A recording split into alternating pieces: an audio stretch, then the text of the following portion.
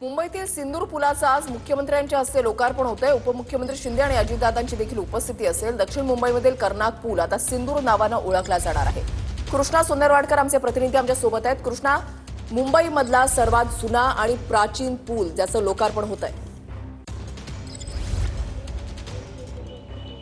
वृषेला आपण पाहतो जवळपास 2.5 वर्षांच्या प्रतीक्षेनंतर कर्नाक म्हणून जो जुना ब्रिज होता त्या पुलाचं नामकरण सिंदूर असं केल्यानंतर आजपासून तो वाहतुकीसाठी खुला केला जाणार आणि पुढे आपण पाहतो की या उद्घाटनाची तयारी जी आहे ती जोरदार पद्धतीनं मुंबई महानगरपालिकेच्या वतीनं करण्यात आलेली आहे। मुख्यमंत्री देवेंद्र फडणवीस आणि दोन्ही उपमुख्यमंत्र्यांच्या उपस्थितीमध्ये आजपासून हा पूल जो आहे तो वाहतुकीसाठी खुला केला जाणार आहे आणि 11 वाजता हा पूल जो आहे तो वाहतुकीसाठी खुला होणार असल्याचं पाहायला मिळतं आहे।